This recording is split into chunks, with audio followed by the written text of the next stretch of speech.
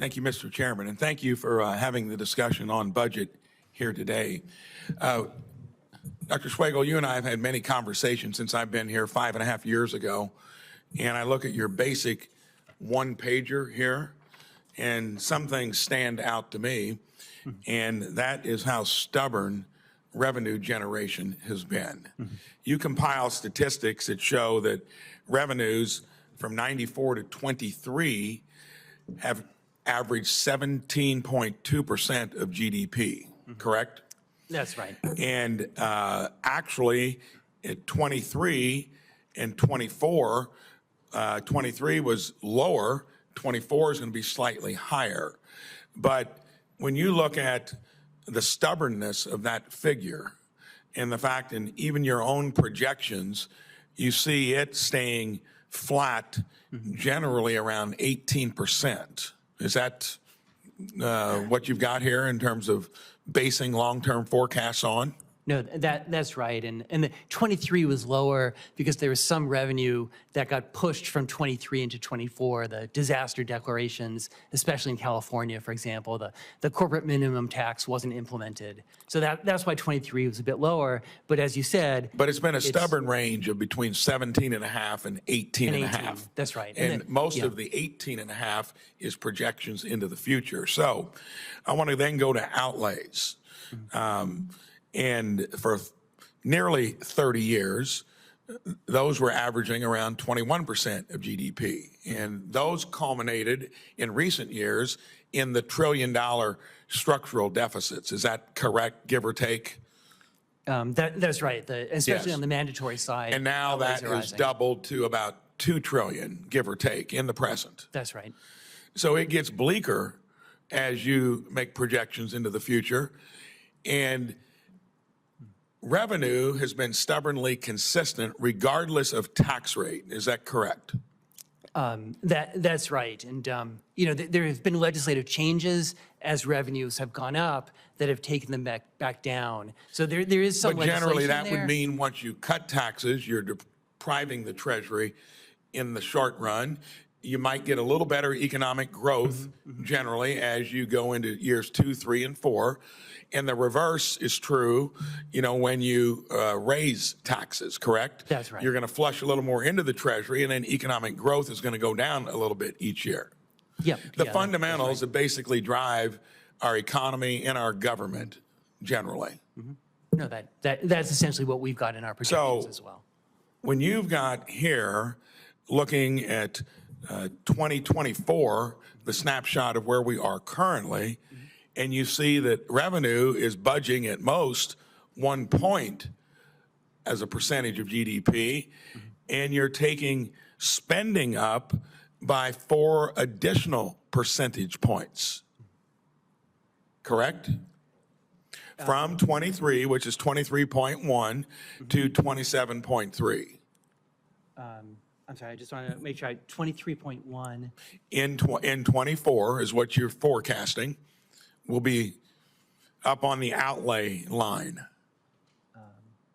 20. I'm sorry. I wonder if you. I'm sorry. Since I'm the one. I'm talking about outlays. Yeah. Outlays on the chart you gave me. Yep. 24.2. Yeah. 2024. And then what are you showing in 2054? I'm sorry. I gave you. I'm sorry. I gave you our long-term outlook. Yes. And I have our short-term outlook. Well, okay. So, but they're close. But you've got the numbers right. Yeah. So, in your opinion, how do we get things right-sized? Can we do it through revenue when history has shown we've never been able to? And the cutting taxes started back many, many years ago without adjusting spending. And to me, it looks like the data is all there, that if we don't want to keep borrowing from our kids and grandkids, that we've got to choose and prioritize what we're spending here that's going to match up with what revenues have shown that we can generate over a long period of time. Do you agree with that? Right. I mean, that is the choice in front of policymakers, that the revenues and outlays at some point have to come closer together. That can be done, as you said, on the outlay side. In principle, it could be done on the revenue side if it's up to the Congress. You could have higher rates. And you always say that because yours is not to advise on policy. It's just to tell us the figures. The figures, that's right. And the figures are bleak. It is a daunting situation. Okay, we'll settle for daunting. Yeah. And then I want to circle back to what the chair said earlier. Shocks to our economy, which we had to navigate through in 08, 09. That was trivial dollar-wise compared to what we spent recently on COVID. You maybe can't measure the two, but that was roughly measured around $1 trillion. What we did was over $4 trillion, and then enterprised over the last couple years, or first 2 years of the Biden administration, to add another roughly $3 trillion. So we're in a place where this, to me, looks like we end up with something like a Chapter 11 in the real world, which means sooner or later you've got to get our spending in line with our revenue. I mentioned that coming in to this hearing.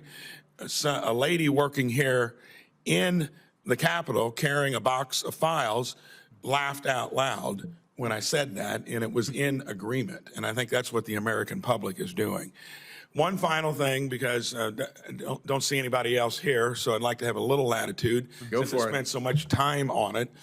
Healthcare is the place that we can, within our own means, take a broken industry and system that has no consumer involvement within it, no emphasis on prevention and wellness, and it's run by a very corporate system of healthcare that's even frustrating doctors and nurses to become a part of it, and that is doable.